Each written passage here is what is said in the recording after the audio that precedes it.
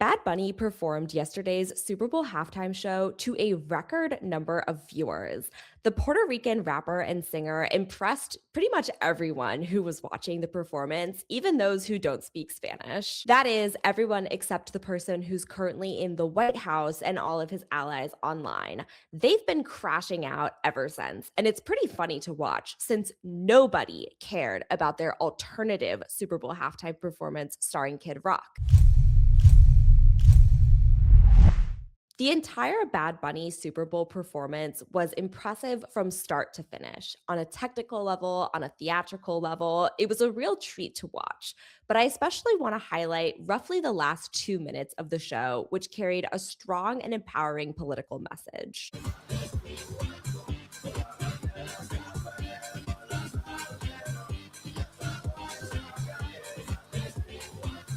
God bless America. Sea Chile, Argentina, Uruguay, Paraguay, Bolivia, Perú, Ecuador, Brasil, Colombia, Venezuela, Guyana, Panamá, Costa Rica, Nicaragua, Honduras, El Salvador, Guatemala, México, Cuba, República Dominicana, Jamaica, Haití, las Antillas, United States, Canadá, a my motherland, mi patria, Puerto Rico. Seguimos aquí. ¡Ahora sí! De cuando te tuve, de vida entre más besos y abrazos. Ojalá.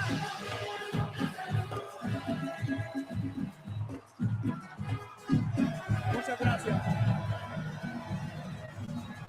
Debí tirar más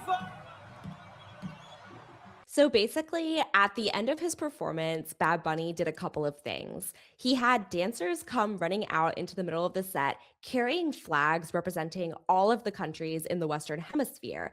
Then he said, God bless America, and he named all of those countries from Chile at the southernmost tip all the way up to Canada, basically celebrating this entire half of the world as a united front, the Americas combined together. Behind him, as this is happening, the Jumbotron reads, "The only thing stronger than hate is love." Bad Bunny also shouted out Puerto Rico, which is where he's from, and it's the place that so much of his music and its cultural implications revolve around.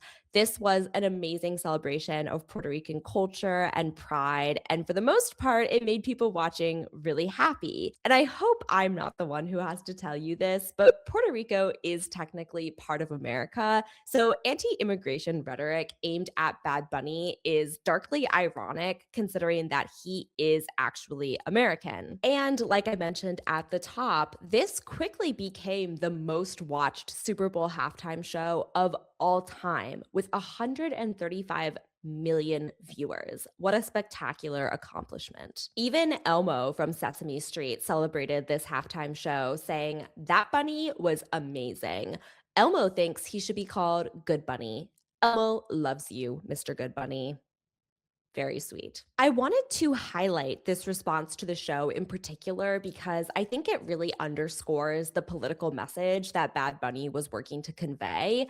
It says, "So happy for my Papacito Benito, but I really need well intentioned liberals to understand that his story is not about immigration and the American dream. It's about success despite American colonization.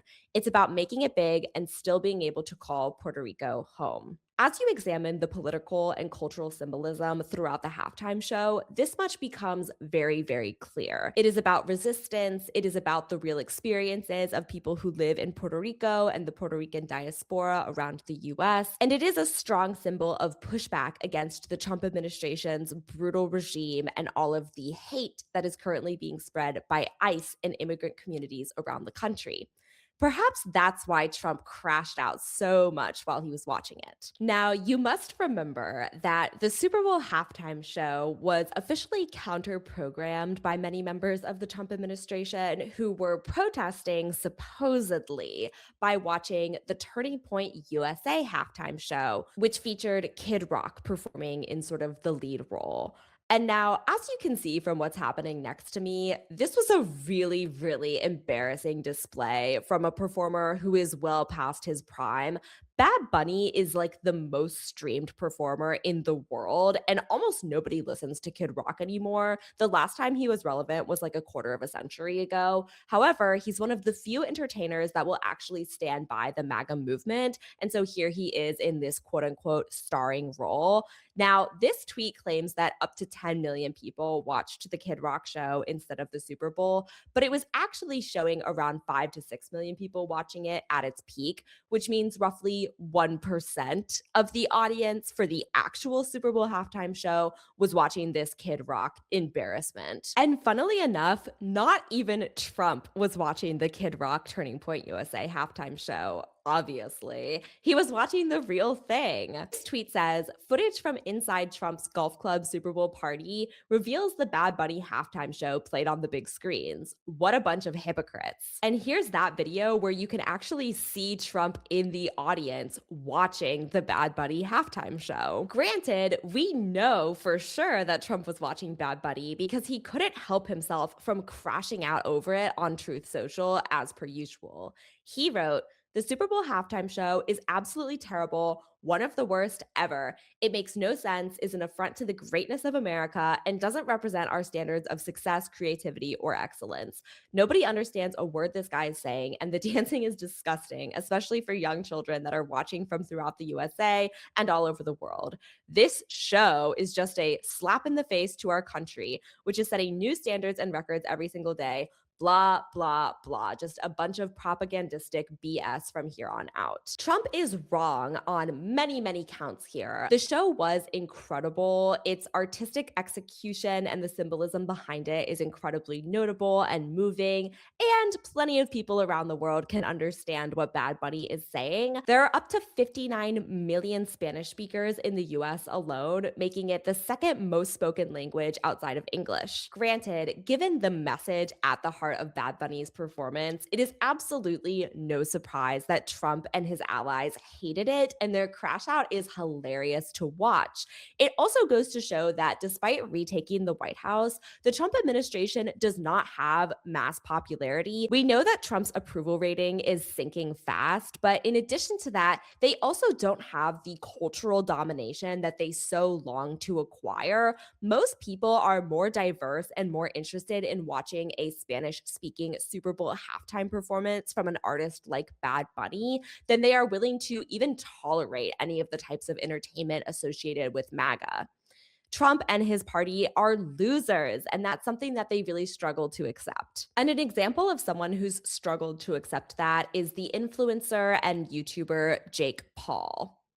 Now, Jake Paul is relevant mainly because he loves getting punched in the face and losing boxing matches, but he also was spotted sitting between Vice President JD Vance and his wife Usha Vance recently, and he had something to say about turning off the Super Bowl halftime show. Jake posted, "Purposefully turning off the halftime show. Let's rally together and show big corporations they can't just do whatever they want without consequences, which equals viewership for them.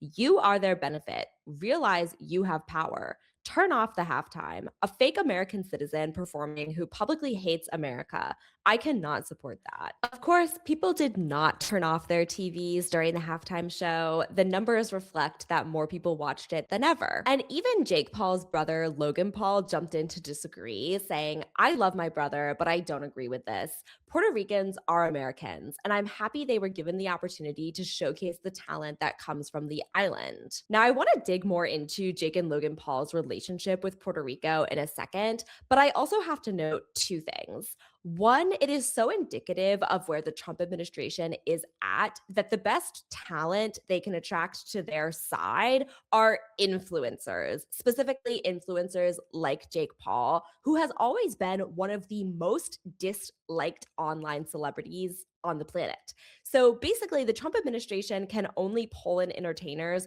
who are most famous for being disliked, which is really sad and very telling about their overall cultural popularity. The other thing I want people to keep in mind is just because Logan Paul is appearing to disagree with his brother here does not mean that you should support either of them. Both of them supported Trump during his campaign. They both have appeared with Trump and other members of the Trump administration. And both of them are famous for sort of flip flopping in direction of whatever way the wind is blowing. Because at the end of the day, they don't have super strong political beliefs. Their main defining belief is just saying whatever will get them the most attention at any given time. So I would look at this as more of a good cop, bad cop situation where they're each trying to play and appeal to a different side of the audience.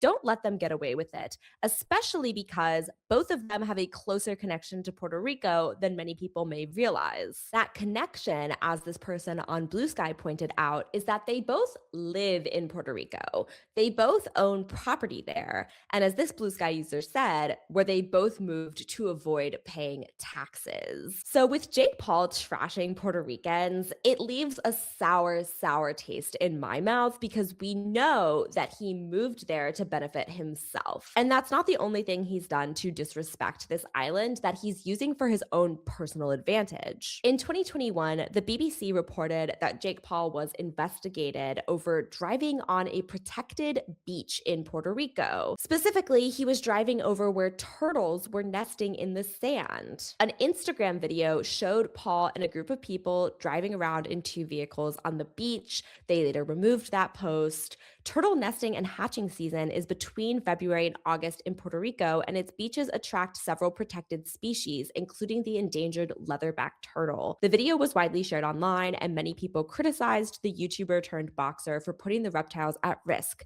saying the eggs could be crushed by their vehicles. The environmental secretary of Puerto Rico said at the time, "I have ordered an investigation to determine the circumstances surrounding the use of two motor vehicles on beaches that are presumed to be in Puerto Rico." So it's no surprise that Jake Paul is buddy buddy with Trump when their behavior is so similar. They take advantage of marginalized communities, abuse their resources, disrespect them on the world stage, and then expect people to side with them. No, not going to happen. Trump and Jake Paul weren't the only MAGA affiliated people crashing out over Bad Bunny. You also have Laura Loomer, who posted this racist tirade, including not a single white person or English translation at the Super Bowl. This isn't white enough for me. Can't even watch a Super Bowl anymore because immigrants have literally ruined everything. Now, as I already pointed out, Puerto Rico is literally part of America. So, what is she even talking about? But in addition to that, this is just gutter racism and white supremacy, clear for everybody to see. It's so obvious what the Trump administration and the MAGA movement is about, and it's disgusting. Now, Laura Loomer may have a close relationship with the president, but she's also just not the smartest person. She posted, "It's kind of ironic how Bad Bunny was dancing on an electrical post at the Super Bowl halftime show. Puerto Rico isn't exactly known for having reliable electricity. He could have highlighted the electrical grid crisis in Puerto Rico and done some good with his platform, but he chose degeneracy." Obviously, he is highlighting the electrical issues in Puerto Rico. Like, that is what is happening here. Laura Loomer appears to have an inability to analyze art, which makes a lot of sense considering how much of a Trump fan she is. But yes, this part of the halftime show was obviously there to symbolize Puerto Rico's electricity grid crisis, which has a lot to do with the Trump administration's failures as well. So maybe not beneficial for Laura Loomer to point that out. I wanted to highlight this Substack post from David Roberts in October 2022. It's an interview with lawyer and activist Ruth Santiago about what happened to Puerto Rico's electricity grid. And this Substack interview focuses on how, after major storms and hurricanes, Puerto Rico's electrical grid often struggles, even for weeks and months at a time. The introduction to the piece says, "A couple of weeks ago, Hurricane Fiona struck Puerto Rico's southwest coast as a Category 1 storm. Even before the hurricane struck, the entire grid went down and the island was without power. Weeks later, power still hasn't been entirely restored. For Puerto Ricans, it is a nightmarish reminder of Hurricane Maria, which struck the island almost exactly 5 years earlier and took the grid out for months." He continues, "After Maria, the Trump administration talked a big game about recovery, and billions of dollars were set aside through FEMA. But on the ground, very little has changed. Puerto Rico's utility PREPA has declared bankruptcy, and the grid was privatized, given over to a private company called Luma. According to most Puerto Ricans, Luma has done very little to repair the existing grid and shows no interest at all in building a more modern, decentralized power grid." Some islanders have been able to buy rooftop solar, which has proven invaluable in the past few weeks, but US tax credits are not available there, and few can afford the upfront cost of PV and battery systems. So, like I said, that interview is a few years old. Some of the information may be a little bit out of date, but it is a stark reminder of the United States' failures to equip Puerto Ricans with an electricity grid that can actually meet their needs. And Bad Bunny's performance highlights that. On that note, the last critique I want to leave you with is the following. This Blue Sky user said, "It does really hit you that American artists of color continue to make these aesthetically incredible, thematically rich works of art. And the white supremacists that rule this country are just complete dullards." And with that, I hope everyone had a great Super Bowl weekend and an amazing time watching Bad Bunny's performance.